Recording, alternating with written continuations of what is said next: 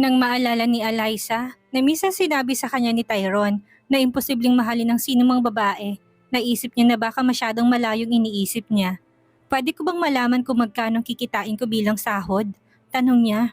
Nang hindi tumitingin sa kanya, sumagot si Tyrone. Multiply whatever amount you were to earn monthly as a secretary by 2. Yan ang magiging sweldo mo sa position. Halos sumabog ang puso ni Eliza sa kaligayahan. Doble sa sweldo niya? Napakalaki at kahit ang mga gawaing kailangan niyang gawin ay napakababa. Ito ay hindi kahit isang bagay na dapat ikalungkot. Pero sa halip na gamitin ang kanyang oras sa paglilibang para maglaro, nagpasya siyang gagamitin niya ito para makabuo ng maraming kamanghamanghang mga disenyo na pwedeng makakuha ng kanyang malaking halaga sa hinaharap. Masaya ka na? Biglang tanong ni Tyrone. Sir? He paused what he was doing and asked in a way she can comprehend. Masaya ka na ba na may promotion ka ngayon?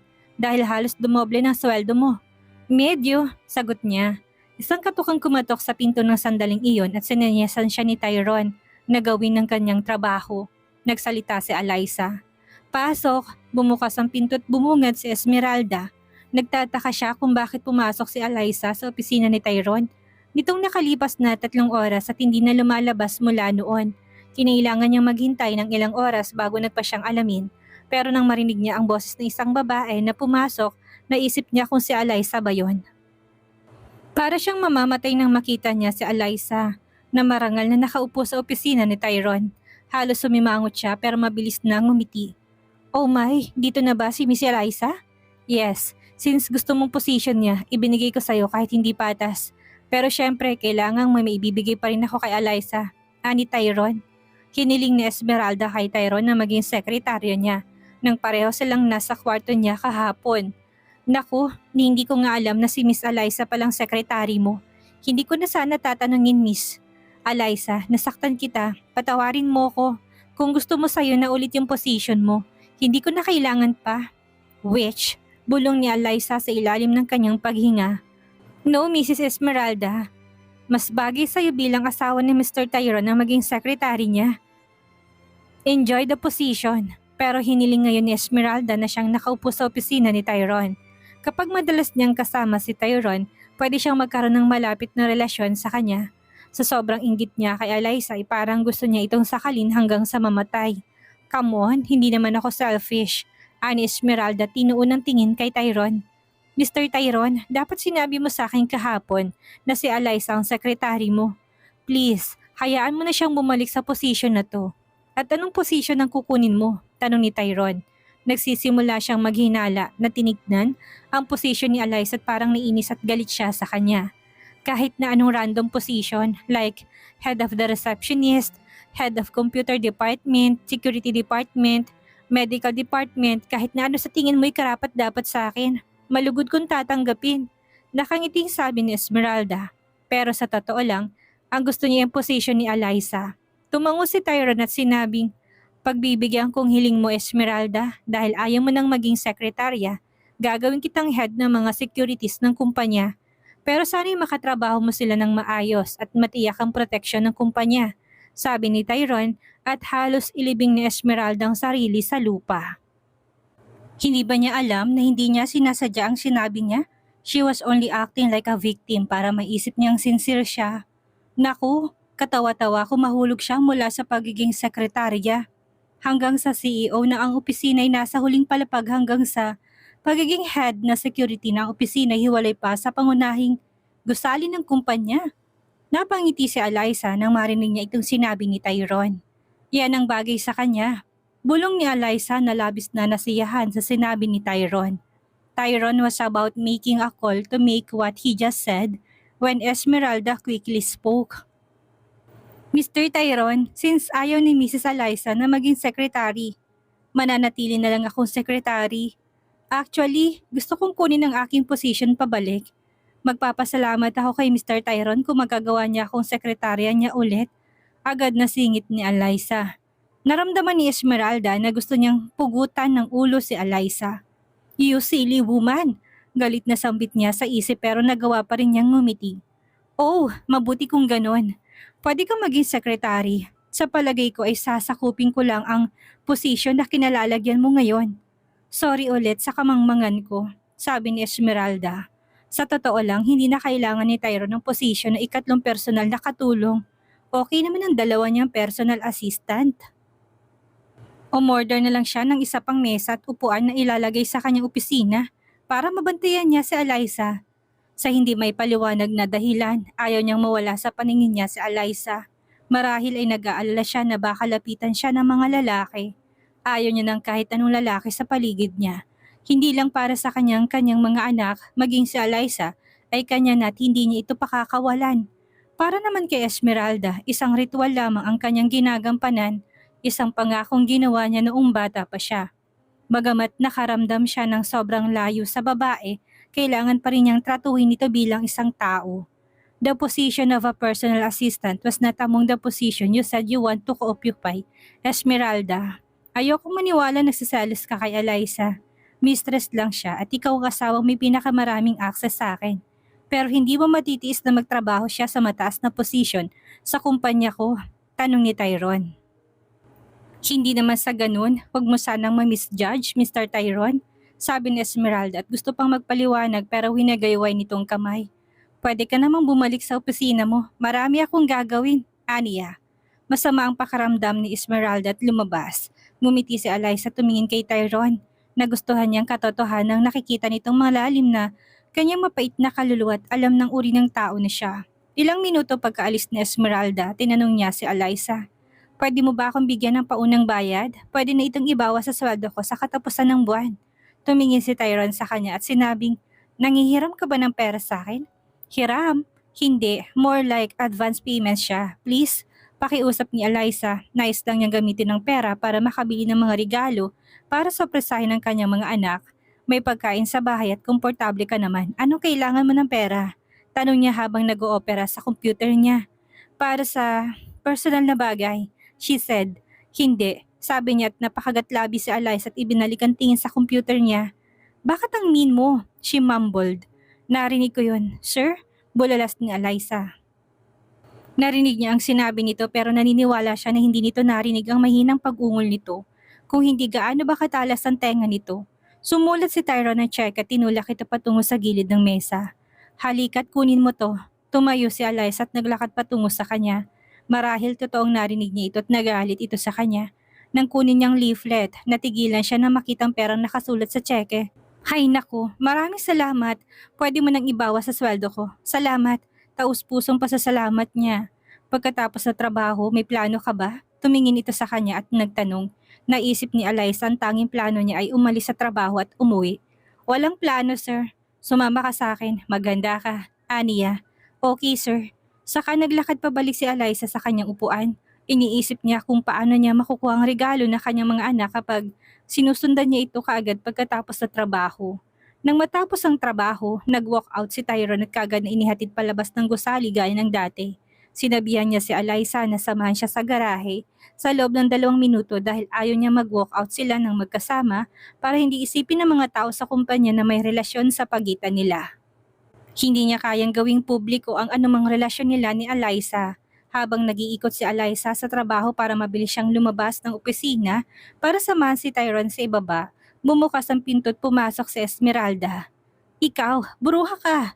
Galit na pagmumura niya at kinailangan ni Eliza ang hintong ginagawa para tignan siya. Ngumisi siya at pinagpatuloy ang kanyang ginagawa. Pagkatapos ay bitbit niya ang kanyang maliit na handbag at naglakad patungo sa labasan. Pero inunat ni Esmeralda ang kanyang 2 braso patagilid na pinipigilan siyang umalis. Please, umalis ka na sa daan. Eliza tried to be polite even though she was angry for her for stopping her from leaving. Akala mo ba mahal ka ni Tyrone? Natawa siya. Kung mahal ka niya, hindi ka niya gagawing kabet. Iniingatan ka lang niya dahil nanay ka ng mga anak niya. Salamat sa pagpapaalala. Pwede na ba akong umalis? Tanong niya. Nagalit si Esmeralda sa kanyang pagiging mahinahon. Sinusumpa ko na gagawin kong kamuhi ang kanya ng malala nang hihingi ka pa ng kamatayan sa kung gaano kalupit ang magiging trato niya sa'yo. Napangiti si Eliza. Paano ba naging bitter ang isang babae? Hindi ba't may layunin siya sa buhay? Isang layunin na dapat matupad, marahil. Bakit parang kaaway ang tingin niya sa kanya? Sobra lang ang puot? Anong nakakatawa? Tanong ni Esmeralda. Please, bitawan mo ko. Parang kalmado pa rin si Eliza sa kabila ng pagbabanta niya. Kinagat niya ang kanyang mga ngipin sa galit at iniwan ng daan para sa kanya saka pininood ang kanyang pag-alis. Nag-message si Tyron kay Esmeralda ilang minuto bago matapos sa trabaho na hindi sila sabay na uuwi dahil may pupuntahan siyang importanteng lugar. Pero isang kotse at ilang escort ang nasa garahe ng kumpanya. Mabilis na nag-isip si Esmeralda sa selos. Paano kung may pupuntahan siya kasamang babaeng yon? Mabilis niyang inayos ang gamit niya at tumakbo patungo sa pinto pero naisip niya ulit, mag-walk out sana si Tyron kasama si Eliza kung sabay silang lalabas. Pero gusto niyang pribado ang kanilang relasyon kaya kahit na magkasama sila aalis na muna ang isa. Pinihit niya kaagad ang knob, binuksan ng gustong pinto at tumakbo sa elevator na umaasang makakasalubong niya si Eliza doon. Pero wala na siya doon. Inabot ng ilang segundo bago tumigil ang elevator sa unang palapag. Lumabas siya at tumakbo patungo sa underground garage. Tapos nakita niyang pumasok sa kotse ni Tyron si Eliza. Itong babaeng ito talaga. Kahit siya na ang kabit, may lakas pa ng loob na sumama sa asawa ko. Okay, I'll deal with you today. Anit at mabilis na tinawagan ng kanyang ina para ipaliwanag sa kanya ang sitwasyon. Tahimik sina Tyron at Eliza sa buong paglalakbay sa sasakyan. Dahil hindi umiimik si Tyron, hindi na nag-abalang magsalita pa si Eliza. Nagtataka lang siya kung saan siya dadalhin ito.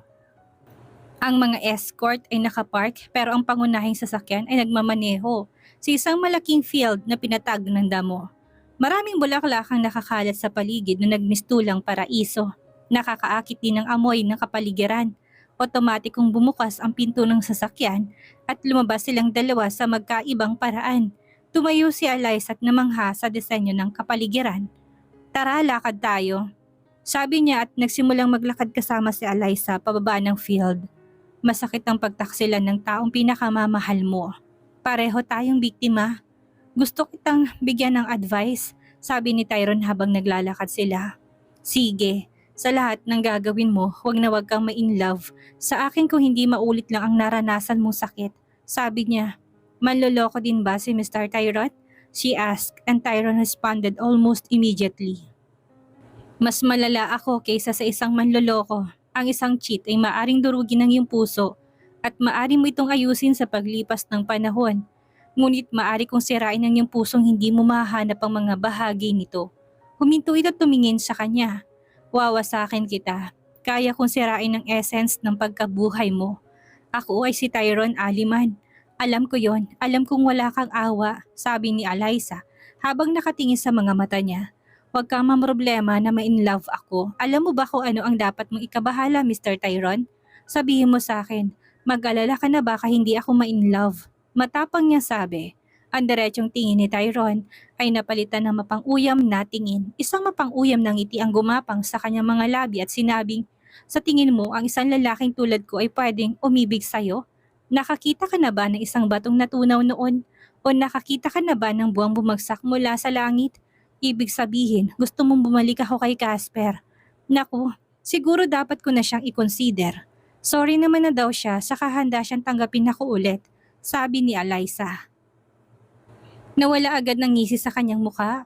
Tuluyan ang nawala ng dugo ang kanyang muka at baka sa kanyang muka ang galit at pagiging possessive. Nagkunwari si Eliza na hindi napansin ang ekspresyon ng mukha niya at sinabing, kapag nakikita kitang may kasamang babae katulad ngayon, noong nakita kitang lumabas kasamang asawa mo, wala man lang ako naramdamang selos. After all, wala akong nararamdaman dahil ama ka lang ng mga anak ko. Pagsisinungaling ni Eliza. May naramdaman siya pero hindi niya masabi kung selos ba ang nararamdaman niya o natatapakan lang ang pride niya. Humarap si Tyron sa kanya pero nakikita pa rin niya ang side profile nito. Kung wala kang naramdaman, hindi mo nababanggitin. I mean, hindi natin kailangan sabihin kung anong hindi mahalaga sa atin. Pero ang katotohanan ng sinabi mo ito, magsalita ako ng aking tapat na payo. Mangyaring sumama ka sa akin. Ngumiti si Eliza at nagsimulang sumunod sa kanya. Kalaunan ay nakarating sila sa isang napakalaking pool. May mga isda na lumalangoy doon. Umupo si Tyron sa gilid ng pool at nilunod ang dalawang paa sa loob ng tubig. Umupo naman si Eliza sa tabi niya at ganon din ang ginawa. Bago pa makapagsalita si Tyron, sinabi ni Eliza, Mr. Tyron, pwede bang magtanong?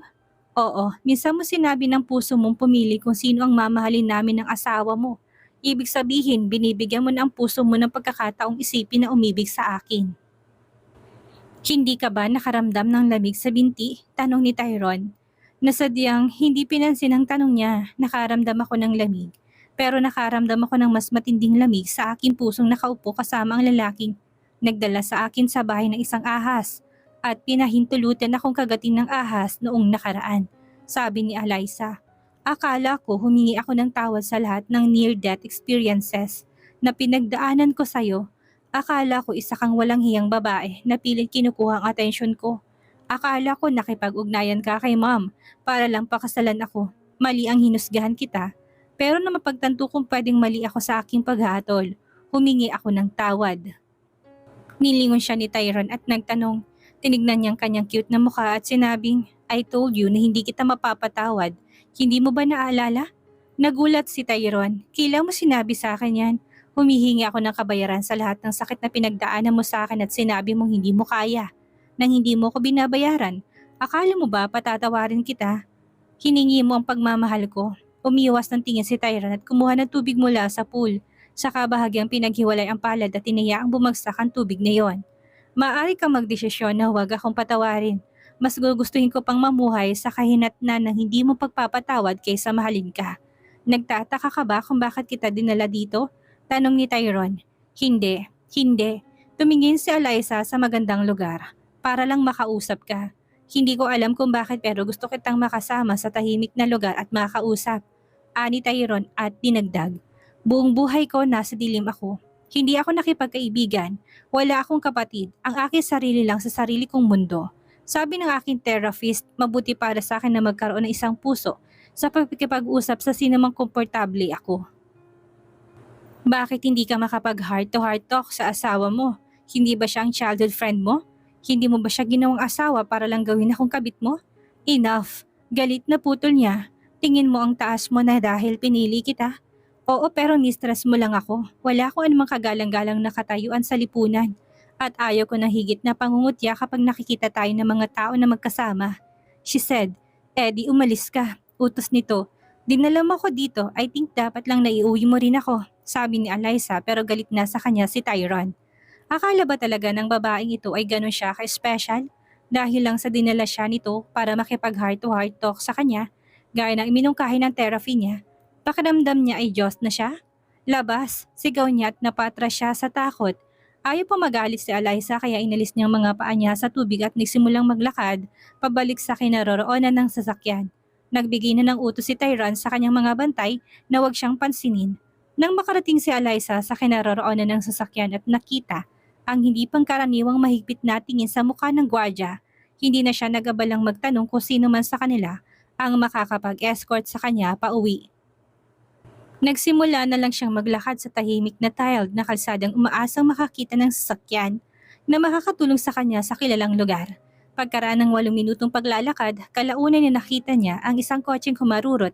Huminto siya tuwing nagawayway ang kanyang kamay para bumagal ang sasakyan at tulungan siya. Bumagal ang takbo ng sasakyan at tuluyang huminto sa harapan niya. Tumingin siya sa lalaki sa salamin at sinabing, Good evening sir, pwede ba akong sumabay hanggang sa pinakamalapit na junction? Sinuri siya ng lalaki ng ilang segundo at tinanong, Anong ginagawa mo dito? Ipapaliwanag ko kung tutulong kayo pero harmless ako. Please, konting tulong lang, sabi ni Eliza at binuksan na lalaking pinto ng kotse sa tabi ng driver's seat. Saka siya pumasok at nagsimulang magmaneho ang lalaki. Napabuntong hininga si Eliza at sinabing, Actually, may nagdala sa akin dito at nag-away kami, kaya niya ako iniwan. Pero hindi umimik ang lalaki nagmamaneho. Nagpatuloy lang siya sa pagmamaneho. Tinignan ni Eliza ang kanyang mabagsik na side profile at inisip kong bigla siyang naging pipi. Sir, narinig mo naman ako hindi ba? Tanong ni Eliza pero nagbingi-bingihan lang ang lalaki. Napalingon si Eliza sa bintana, malamang naliligaw siya. Biglang nagmanehong lalaki sa isang kalsada at kinakabahang nagtanong si Eliza. Saan ka pupunta? Wala namang kalsada doon. Walang daan doon pero may maliit na bahay doon kung saan maglilibang kami ng mga kasamahan ko sa'yo bago ka patayin. Nakangiting sabi ng lalaki, malakas ang kabog ng puso ni Eliza na muntik na siyang mabulunan. Ano? Kidnapper ka? Alam ni Eliza na kailangan niyang gawin. Nasubukan niyang tumalon sa kamay ng lalaki para mawala ang kontrol nito sa manibela. Kinuha lang ng lalaki ang kamay niya mula sa gamit at kumuha ng maliit na bote at inispray ang laman sa mukha niya. Sabay na wala ng malay si Eliza. Sinulya pa ng driver ang mukha ni Eliza at nakita kung gaano siya kaganda. Sa sandaling siya ay nakapark sa harap ng hindi pa nakompletong bahay, siya ay natuwa. Hayop, ayos to ah, may matitikman tayong masarap na anghel. Siya ay sumigaw at ang ibang lalaki sa loob ay nagsimulang maglakad palabas para makita ang bagong huli. May tumawag kaagad sa telepono ng lalaki at nakita ang caller ID. Ay ang babae nagbigay sa kanila ng trabaho para kidnapin si Eliza. Sinagot nito ang tawag habang humihinga ng tulong sa isa sa kanyang mga tauhan na magsindi ng sigarilyong kakadala lang ito mula sa kanya. Bulsa, nakukuha mo na ba siya? Dumating ang boses ni Esmeralda. Oo, nandito na. Ipadala mo ng pera, aniya tumitit ng malakas sa kanyang sigarilyo. Padalhan mo na muna ako ng picture na nakatali siya sa upuan, hiling ni Esmeralda. Kasama niyang kanyang ina sa panahong ito. Hintayin mo sa loob ng 2 minuto, sabi ng driver at pinatay ang tawag. Matapos tawagan ni Esmeralda si Conchita, sinabihan siya ni Conchita na magpapadalda sa isang taxi susundan ng palihim na sasakyan si Tyrone at ginawa niya yon. Nang makarating na siya sa kung saan nakaparadang escort ni Tyrone, binayaran niya ang taxi ng malaking halaga ng pera. Para hindi ito pumunta at ilabas ang impormasyon na ginamit ng taxi nito para masundan ang sasakyan ni Aliman ni Tyrone. Nakita niya nang umalis sina Tyrone at Eliza sa mga sasakyan at nakaramdam siya ng matinding selos. Nagtago siya sa likod ng puno, naghihintay kung kailan sila babalik sa sasakyan pero laking gulat niya. Si Eliza lang ang nakita niyang naglalakad patungo sa sasakyan. Nakita niya si Eliza naglalakad palayo. Mula sa sasakyan mabilis nang tinawagan si Conchita at pinaliwanag sa kanya ang sitwasyon. Agad namang nagpadala si Conchita ng number ng lalaki sa kanya nang kayang ayusin ang pagkidnap sa kanya.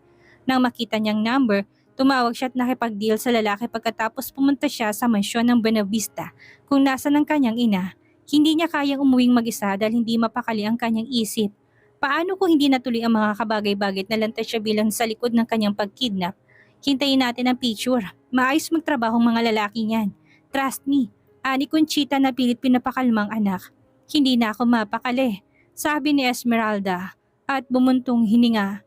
Nakatanggap siya ng mensahe sa kanyang telepono makalipas ang ilang segundo at nakita niya ang larawan ni Eliza na pagod sa isang upuan. Mama, mabilis niyang pinakitang larawan kay Conchita. Nang makita ito ni Conchita, ngumiti siya at sinabing, hindi ko ba nasabi sa'yo? O para maipasa ko na sa kanila ang pera? Tanong niya, hindi ka nagpapadala ng pera mula sa iyong account. Sa account ni isang kidnapper, kapag nahuli sila, masasangkot ka sa kanila. Ipapadala natin ito sa kanila sa pamamagitan ng cash. Sabi ni Conchita, nakakatakot pumunta sa bodega nila ma. Hindi ako makakapunta. Sino may sabing gagawin mo? Tawagan mo si Michael at sabihin mo na siya ang gumawa.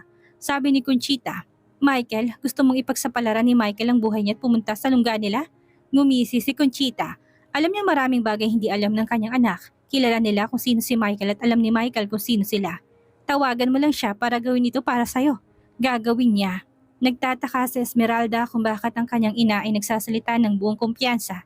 Tumawag siya kay Michael at nang sagutin niya ang tawag, pinaliwanag niya sa kanyang lahat at nangako si Michael na pupunta siya sa mansyon ng Buenavista para tanggapin ang pera. Ma, pupunta talaga siya? Sinabi ko na sa'yo, sabi ni Conchita. Hindi maintindihan ni Esmeralda ang misteryosong ito pero baka sa hinaharap maunawaan niya. Makalipas ng ilang minuto, may humintong sasakyan sa harap ng mansyon ng Buenavista. Nang marinig ni Esmeralda ang tunog ng sasakyan, lumabas siya dala ang pera at pumunta para ihatid ito kay Michael. See you soon. Ibinaba ni Michael ang bag ng pera sa upuan sa tabi ng driver's seat at nagmaneho. Marami siyang gustong itanong sa kanya pero dahil apurahan ito, binitawan niya ito at sinuspindi ito kung kailan sila magkikita. Huwag mong kalimutan na hindi mo na maiisip si Michael, si Tyrone ang target ngayon. Biglang tumabi sa kanya si Conchita at sinabing, Oo, alam ko ma'am, sabi niya. Nakuha mo na ba siya para yakapin ka? Maaga pa siguro para makipagtalik pero dapat inakit mo siya nang hawakan ka sa isang special na bahagi ng iyong katawan. Sabi ni Conchita, Tyrone Aliman is not an easy man. He's too tough and ruthless. Minsan ako nagpanggap na sumasakit ang tiyan ko sa harap ng kwarto niya at binuhat niya ako papasok. Sa kwarto niya at inhiga sa kama pero umupo siya ma. Naniniwala ka ba sa upuang magdamag? Ano, hindi kanya sinamahang matulog sa kama? Natigilan si Conchita. Opo, nakahiga siya ng maluwag. Well, we still have time. Just keep trying. We will get him. As for Eliza, consider her dead already. She actually have to be out of the way para makuha mong puso ni Mr. Tyrone. Sabi ni Conchita pero si Esmeralda ay medyo nabalisa. Ano kayang mangyayari kay Eliza ngayon tila nanganganib ang buhay niya? Sa mga lalaking dumukot sa kanya, sino kaya magliligtas sa kanya? Ano ang gagawin ni Tyrone kapag nalaman ito? Yan ang ating aalamin sa susunod nating kabanata.